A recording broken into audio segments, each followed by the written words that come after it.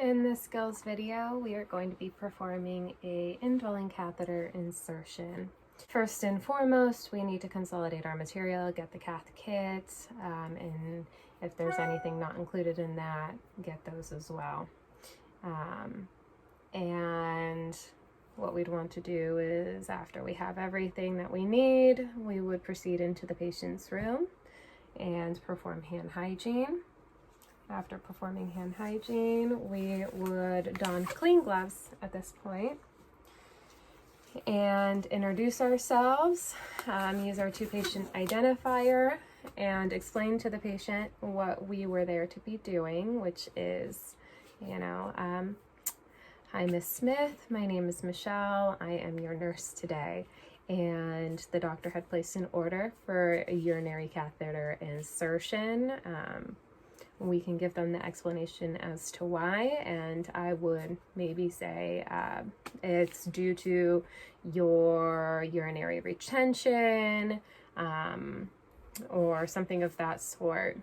Give them the explanation as to why this was ordered for them, and maybe if they had any questions or concerns about the procedure, I would ask then and address them to give the patient some peace of mind, because they should be well informed.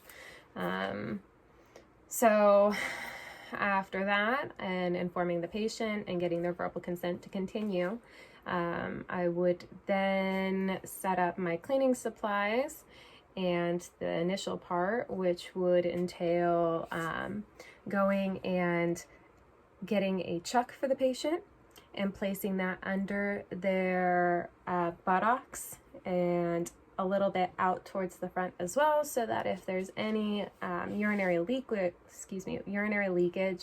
while inserting the straight cath or the indwelling catheter, that it would be collected on that and not get their bed wet.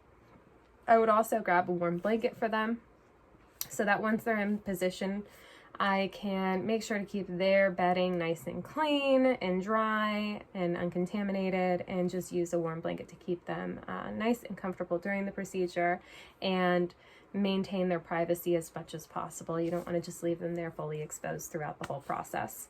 So I would then, now having my patient with lying on a chuck, and we're going to say that she is in the dorsal recumbent position. If they're not able to do that, or they're laying on their side, you can also place them into a lateral Sims position. Being in the dorsal recumbent position, we would then proceed to make sure that her knees were flexed, so legs are bent, feet can be together or apart. We'll say that my fingertips, my index fingertips are the feet, my thumbs are the thighs, and this groove here is the knees. So essentially we want to be in kind of a diamond shape there with the legs. Nice and open to also help spread the labia folds out and open and be able to better visualize and clean without accidentally contaminating after we've already kind of wiped things down. So what we do is always take our soap and water. If we don't already have, like maybe included in the package, in the catheter pack, cleaning or cleansing wipes, there are very specific ones to be using prior to that. If those aren't included or your facility doesn't supply those, then you would use some pH balance, nice neutral, non-fragrance soap, and you would clean soap and water, towel dry the area, and then continue on to the next stage. And when you're cleaning, you want to be sure that you are always wiping front to back. So from the clitoris to the anus in it, you can do one for each side on the outer, one for each side on the inner, and then one to go down the center. It's very important to make sure the area is clean. So after performing our perineal care, we would discard the gloves, perform hand hygiene. Performed hand hygiene, we have cleaned the area. The patient is in the dorsal recumbent position with the legs open, thighs relaxed, knees out. We want to then grab our catheterization kit And in this kit, we need to open it. And this can either be on a clean, dry table, or if there's enough room, given your patient's ability to relax their legs or the space that you're working with in between the patient's legs, their size, and all of that, you might be able to set this up in between their legs right there. So we have opened up our package here. We're going to remove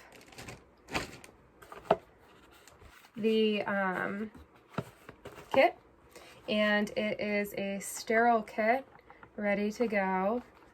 It's got a tab here to be able to pull open.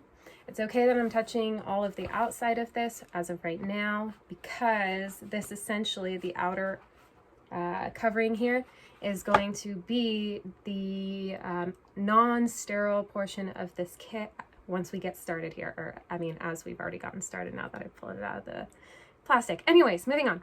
So I will first open up with, let's say, towards myself. Now be very careful not to be touching anything on the inside. I'm going to first open out, then following the next tab here, open out again, making sure to not touch anything that was the interior portion of this kit, only grabbing the tiny little tabs. The rule of thumb here is basically the outer 1 inch of any of the drapes or towels, and this, there is no tab on this side, so what I'll do is I will pinch it from what will be the bottom side and open that up. And maybe we can adjust this from the other corners here. There we go, a little better. Okay, so move that to the side a touch so we can still see what we're doing, and I can put on my sterile gloves still. Okay, that should be good. So now I've got my kit open, and the very first thing on top is my sterile gloves. And what I want to do is take that packaging, making sure right now I'm only touching the outside because I'm not sterile, and setting this down over to the side.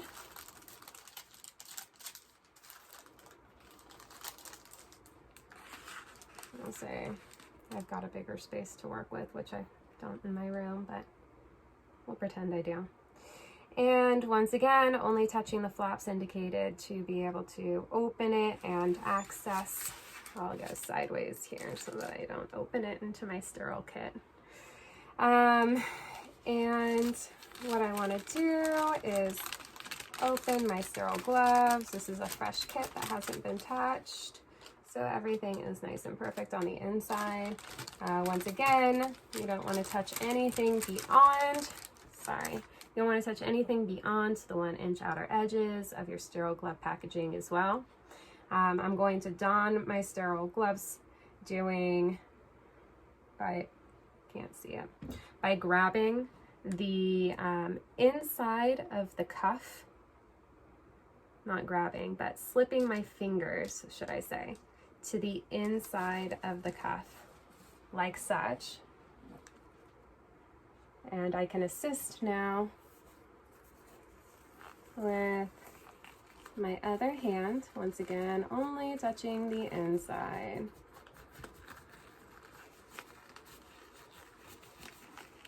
All right, there we go. And then the fold of the cuff on the next hand, I'm going to slip my fingers under this fold going that way, because now I've got a sterile glove on. And doing so here. As you can see, we've got the sterile glove. Where's the thumb? There we go. And I am slipping my hand in, making sure not to touch anything. Okay, so now that I have my sterile gloves on, what I want to do, I'll say, if you do pick up the trash, always grab from the sterile part, or which was the sterile part. That would be the very center of the inside of the packaging of this, and you can set it to the side and get it out of the way. I want to take my sterile drape now, and I'm sterile, this is sterile. And what you want to do is open it up and see if the patient's able to lift their hips. You don't want to touch it to anything. You want to make sure it stays sterile. And you want to put the shiny side down, but you want to try and get this just under the buttocks. But if the patient's able to bridge their hips up, what you want to do is open it up and slide it under, hopefully without touching anything there. Or if you have a second person to help out during the procedure, you would have them, you can hand the drape to them open and allow them to only touch the 1-inch outsides and have them place it under the patient without contaminating the rest of the drape. So we have our sterile drape down under the buttocks of the patient. And then we want to then get our perineal drape,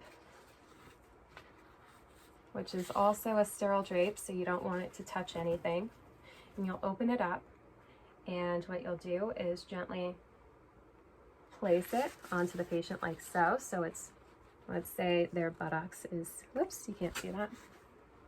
Let's say their buttocks is here.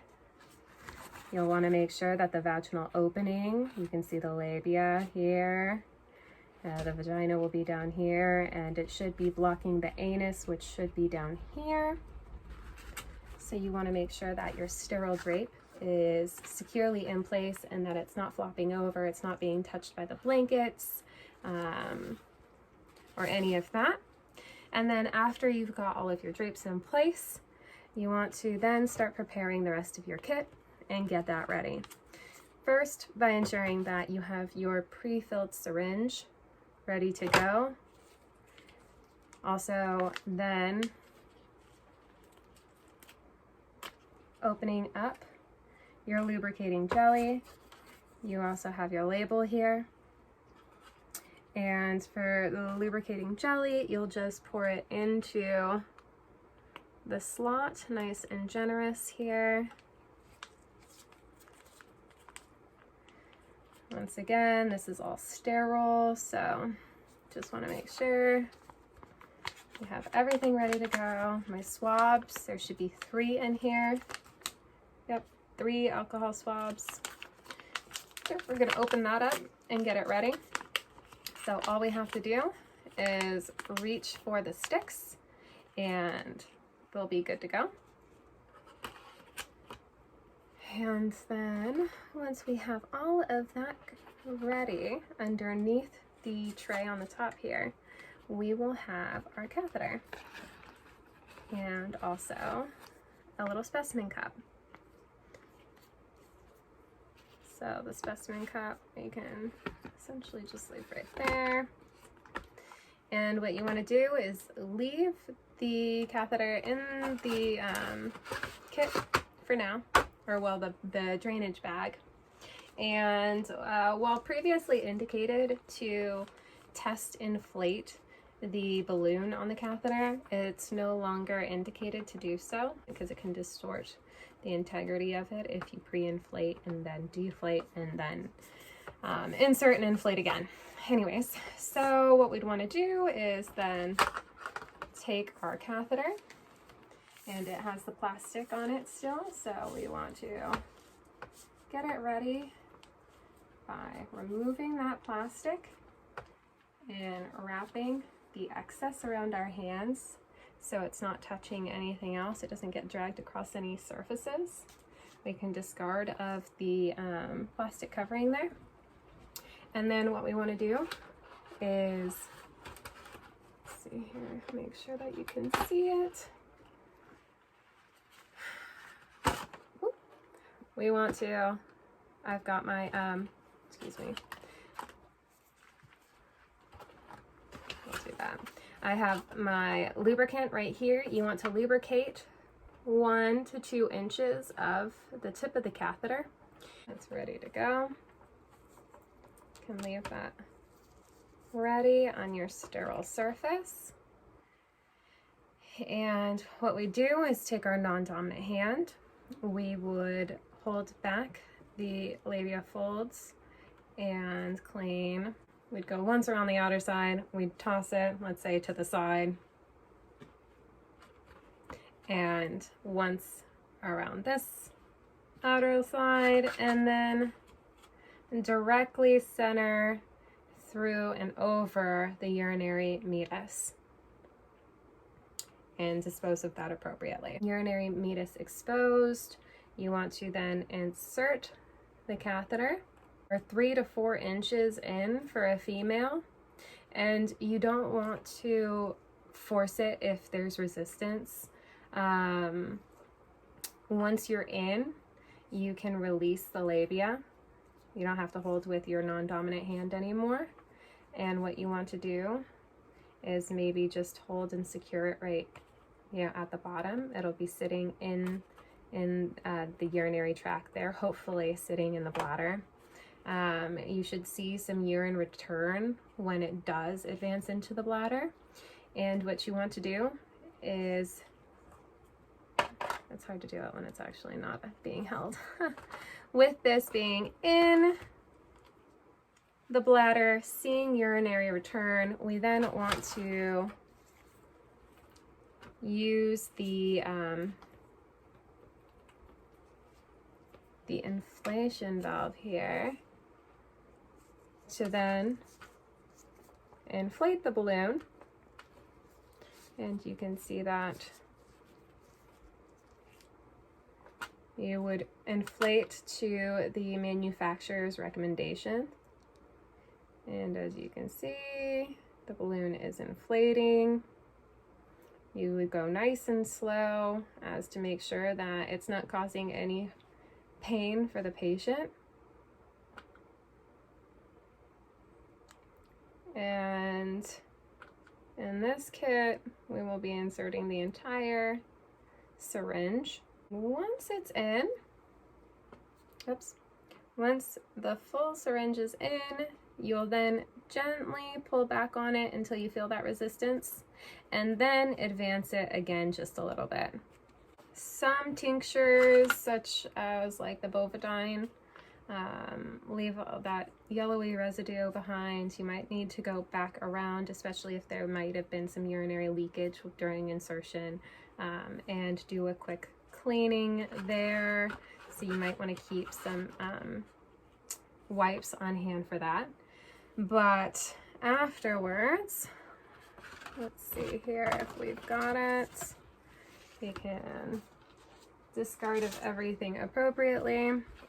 There is not the securing device for this, but you would want to make sure that, of course, the valve is closed on this, which I didn't verbalize, but you looked at earlier. You make sure that it is always closed before you get started, because the last thing you want to happen is for a bunch of urine to start coming out if they were retaining a lot, and then for it to start leaking everywhere. So what you'd want to do is use the little sticker to secure to the inner thigh of the patient, or upper thigh somewhere there, ensuring that you leave enough slack that sticker is a little bit closer. And then what you would want to do is at that clamp, you would clamp here at the bifurcation of the catheter, which would be this area. And then you always want to make sure that the drainage bag remains lower than the bladder, because the last thing that you want to do is basically promote a UTI by, knowingly letting urine backflow. So that's the last thing we want to happen. We don't want urine backflowing into the bladder, so we always want to keep the bag lower than the bladder so that gravity will keep it flowing out. And so that could be placed on the bedside frame, never on the rails, because that's a movable part of the bed, and you don't want it too far away from the patient so that if they turn in bed, it doesn't cause any tugging or anything. Another thing to maybe mention to the patient beforehand is that, it might have a little bit of burning or stinging. It might be a little bit painful during it, but it should go away pretty quickly. That's not a sensation that will stick around during, the whole indwelling catheter stay. It should be just during the insertion phase. And so after that, you would also want to make sure that you use the little clip here. That guy, you'd squeeze this and you'd clip it to the edge of the bed so that it also makes sure that it doesn't get tugged on, that the catheter will not get pulled out, because that could be quite traumatizing. You could collect a sample, and that would just be done by labeling it, preferably before you start putting specimens in it. It makes it a little bit easier. And what you'll do is remove this, open the valve, pour it into the specimen cup, close the valve, and seal your specimen nice and tight.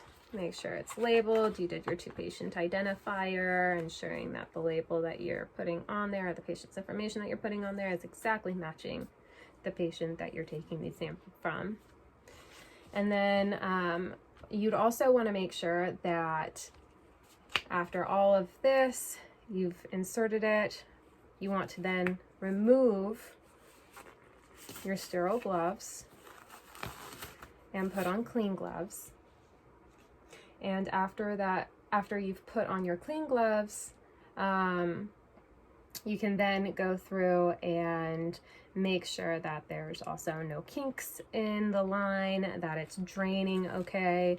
And also, I guess you could wait until you have your clean gloves on. Would just want to ensure that the patient is in a position of comfort. You're then done with them. You've cleaned up all of your supplies. If the chuck underneath the patient got wet or soiled, you'd want to clean that out and make sure that you're leaving them clean and dry and comfortable, and that they're currently not experiencing any problems with it. It's not uncomfortable. And just check with the patient, make sure that there isn't anything else that they need. They have their call light at the bedside, and the rails are back up if you had to put them down to perform the procedure. And also, you would do your hand hygiene before leaving the room, and you'd want to document and making sure to note how many mils went into the balloon. Any difficulties during the procedure, if they didn't tolerate it or if there was a complication. Other than that, you are completely done.